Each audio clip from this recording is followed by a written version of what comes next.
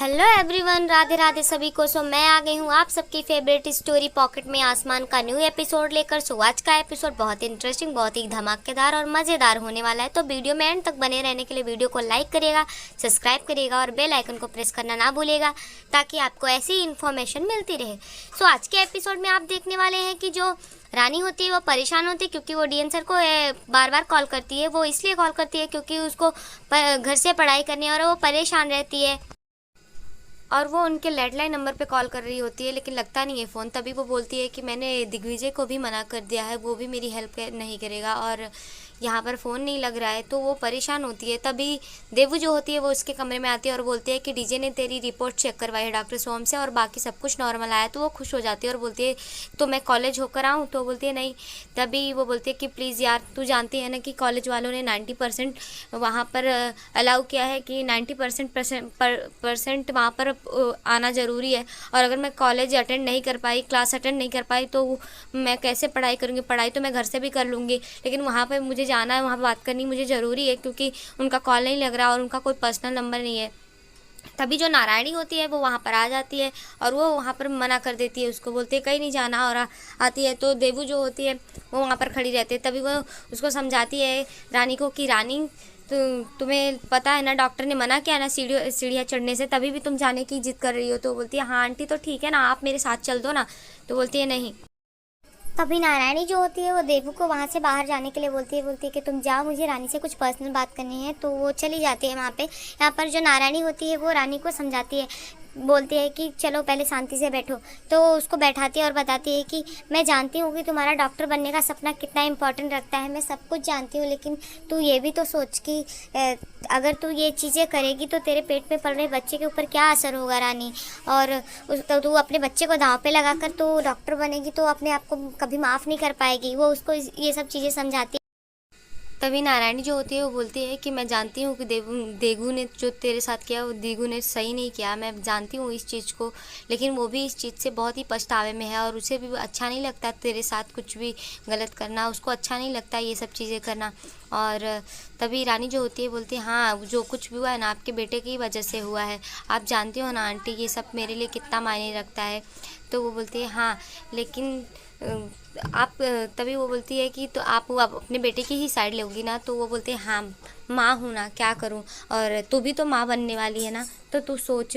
तभी रानी जो होती है वो रोने लगती है, बोलती है आंटी सब कुछ ख़त्म हो रहा है, मैं यहाँ पे बैठकर हाथ पे हाथ रख के कुछ तो नहीं कर सकती ना, मुझे तो कुछ करना होगा ना। वो बार रोती रहती है। तभी जो नारायणी होती है उसके आंसू पोंछते हुए बोलती है कि चुप कर, माँ बनने वाली है और बच्चे खुद बच्चे जैसे ही रो रही है। वो उसको शांत कराती है और बड़े प्यार से उसको खाना खिलाती है और हिम्मत देती है कि तू टेंशन मत ले, जो मेरा दीगू है ना, मैं जानती हूँ वो सब कुछ ठीक कर देगा, और ये सब चीज़ें छोड़, तू अपने और देवू के रिश्तों को सोच, और तू इस तरीके से रहेगी जब माँ बाप ही एक दूसरे को नहीं समझेंगे तो ये आने वाले बच्चे पर क्या असर होगा, तू जानती है ना। और वो उसको हिम्मत देते और समझाती हैं।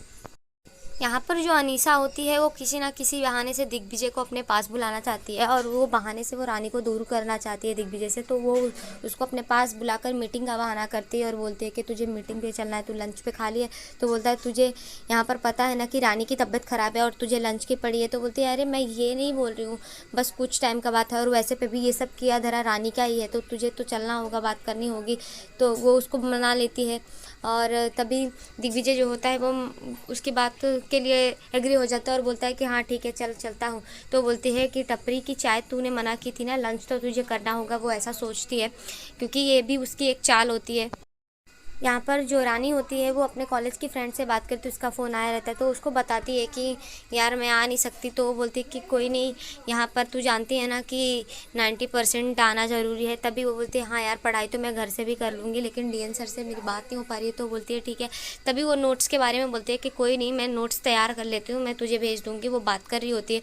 यहाँ पर जो कुछ सीनियर स्टूडेंट होती हैं वो आकर के उसकी फ्रेंड को परेशान करती हैं और बोलती हैं कि कोई भी फर्स्ट ईयर का स्टूडेंट उसकी हेल्प नहीं करेगा, और उसको कोई भी अगर रुद्रानी की हेल्प किया तो वो हमारी हेल्प से दूर हो जाएगा। और वो उसको धमकाती है और उसको भी बोलती है कि जो कुछ भी हुआ था तेरी फ्रेंड की वजह से हम लोग रिस्ट्रिकेट हुए थे ना, तो अभी उसकी कोई हेल्प नहीं करेगा। ये सब चीज़ें जो डॉक्टर सोहम होते हैं वो देख रहे होते हैं। वहाँ पे डॉक्टर कविता भी होती है, हालांकि कविता जो है वो अनीशा की हेल्प कर रही हैं, तो वो ये सब खुद जानबूझकर करवाती है। तभी वो डॉक्टर सोहम को बहाना बनाते हुए रोकती है कि डॉक्टर सोहम, आप ये स्टूडेंट का मामला आप इसमें ना पढ़िए, क्योंकि अगर आप इसमें पढ़ेंगे तो फिर एक स्टूडेंट की साइड लेंगे तो बाकी स्टूडेंट आपके खिलाफ हो जाएंगे। वो उनको कन्विंस करती है और बोलते हैं कि चलिए हमारी मीटिंग होने वाली है, तो वो वहाँ से चले जाते हैं।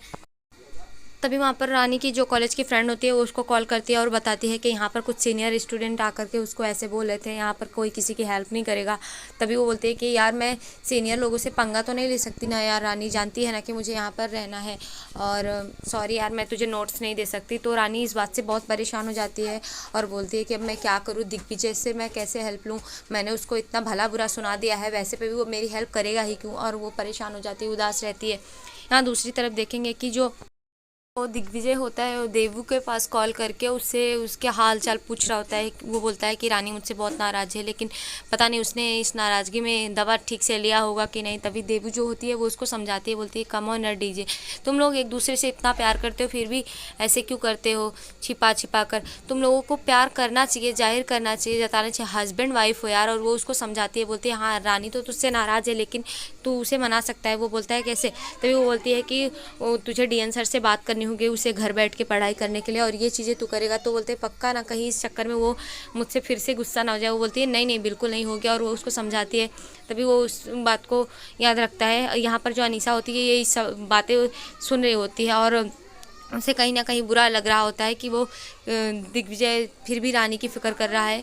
तो वो बहाना बनाती है और उसको फिर वहाँ से लेकर जाती है मीटिंग के लिए। यहाँ पर जो नारायणी होती है वो अचार बनाई होती है और बोलती है कि भाई ये देखो आपके अचार अच्छे से सूख गए हैं, धूप लग गई है। तो वो खुश हो जाती है और बोलती है कि हाँ नारायणी बहू, जब से मेरी माँ मरी है ना मुझे तेरे हाथ का ही अचार पसंद आता है। तभी वो बोलती है कि ऐसा तू अपने बहू को भी सिखा दे ना। तो वो बोलती है अरे खाना तो बनाना अच्छे से सीख ले बा। तो बोलती है हाँ ये बात भी सही है। और तभी वो बोलती है कि माधुरी को कि जा कटोरी लेके आ, तो 2 कटोरी लाना, एक रानी के लिए भी मैं सिखाऊंगी बा के साथ। तो बा जो होती है वो देखती है उसका मुँह। यहाँ पर जो नारायणी होती है वो फिर उसके कमरे में अचार लेकर जाती है। अभी वो देखती हैं कि रानी जो होती है वो रो रही होती है, वो परेशान होती है। तो बोलती है अरे तू रो रही है। तो बोलती है आंटी सब ख़त्म हो गया, सब ख़त्म हो रहा है। आप जानते हो ना कि मेरे लिए करियर कितना ज़रूरी है, पढ़ाई कितना ज़रूरी है।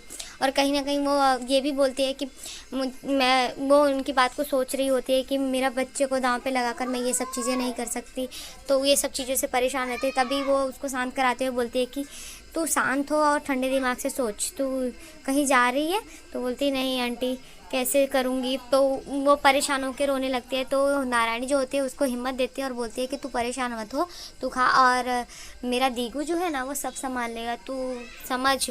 और वो जैसा दिखता है वैसा है नहीं, उसके गुस्सा जो दिखता है वो ऐसा है नहीं, वो भी परेशान है। तो तू उसको समझ। और उसको समझाती है और बोलती है कि अपने रिश्ते को संभाल और हिम्मत देती है।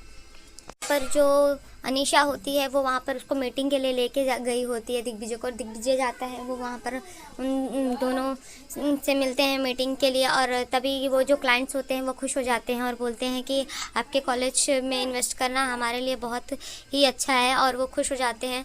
तभी मीटिंग ख़त्म होती है तो अनीशा खाना के लिए उन क्लाइंट्स को बोलती है और सोचती है किसी बहाने दिग्विजय हुआ। तो दिग्विजय जो होता है वो बहाना बनाता है कि मुझे एक इमरजेंसी सर्जरी आ गई तो मैं जा रहा हूँ, और वो वहाँ से चला जाता है। लेकिन जो अनीशा होती है वो समझ गई होती है और उसको सब पता चला होता है कि वो रानी के लिए ही बहाना बना के गया है। यहाँ पर आप देखेंगे कि जो दिग्विजय होता है वो कमरे में आता है और देखता है कि रानी सो रही है। हालांकि वो रानी सो नहीं रही होती है, वो बस आंखें बंद कर रही होती है। तो दिग्विजय जो होता है वो उससे रिक्वेस्ट करता है और वो लेटर परमिशन लेटर लेकर आया होता है जिससे कि रानी घर पे बैठकर पढ़ाई कर सकते हैं। वो वहीं पर रख देता है और बोलता है कि रानी मैंने बहुत गलत किया है तुम्हारे साथ, मैंने तुम्हें सही नहीं समझा। और जब तुम सही कहते हो कि मुझे एक सपोर्टिव हस्बैंड होना चाहिए था, लेकिन मैं कुछ नहीं बन पाया, लेकिन मैं प्रॉमिस करता हूँ कि अब से मैं अच्छा पार्टनर बन के दिखाऊँगा और मैं हमेशा तुम्हारी हेल्प करूँगा, और जब तक तुम मुझे माफ़ नहीं करोगी तब तक माफ़ी मांगता रहूँगा। और वो बोलता है कि मैं तुम्हारे लिए एक बेस्ट पार्टनर बनने की पूरी कोशिश करूँगा। भले ही मैं बेहतर ना बन सकूँ, लेकिन मैं पूरी कोशिश करूँगा कि मैं एक अच्छा पार्टनर बन सकूँ और मैं तुम्हारी हमेशा हेल्प करूँगा। तो रानी जो होती है वो ये सब चीज़ें सुन रही होती है, हालांकि वो जग रही होती है। जैसे ही दिग्विजय वो वहाँ से जाता है और बोलता है कि वो वहाँ से जा रहा होता है, तभी रानी जो होती है एक बार आँखें खोल कर देखती है। तो दिग्विजय फिर रानी की तरफ देखता है, तो वो फिर आँखें बंद कर लेती है। तो फिर वो वहाँ से चला जाता है। यहाँ रानी जो होती है वो लेटर देखती है और लेटर देखकर खुश हो जाती है। सो आज के एपिसोड में इतना ही फ्रेंड्स। नेक्स्ट एपिसोड में आप देखेंगे कि जो रानी होती है लेटर देखकर खुश हो जाती है। यहाँ पर दिग्विजय जो है उसके बर्थडे के लिए सरप्राइज़ रखा होता है, तो रानी देखती है और बहुत खुश हो जाती है। खुशी से दिग्विजय को गले लगा लेगी और वो उसको हैप्पी बर्थडे बोलेगा। सो ये सब नेक्स्ट एपिसोड में आप देखने वाले हैं। तो और यहाँ पर जो अनीसा होती है वो एक नई चाल फिर से चलने वाली है और किसी न किसी बहाने से दिग्विजय को रानी से दूर करने वाली है। और सो आज के एपिसोड में इतना है फ्रेंड्स। मिलते हैं आपसे नेक्स्ट एपिसोड में इससे भी इंटरेस्टिंग और धमाकेदार न्यूज़ लेकर आएंगे। तो तब तक के लिए bye bye, Radhe Radhe, take care. और अगर वीडियो पसंद आई हो तो वीडियो को लाइक करिएगा, सब्सक्राइब करेगा और बेल आइकन को प्रेस करना ना भूलेगा। सो राधे राधे सभी को। और अगर आपको वीडियो पसंद आई हो तो कमेंट में ज़रूर बताइएगा। Bye bye, Radhe Radhe.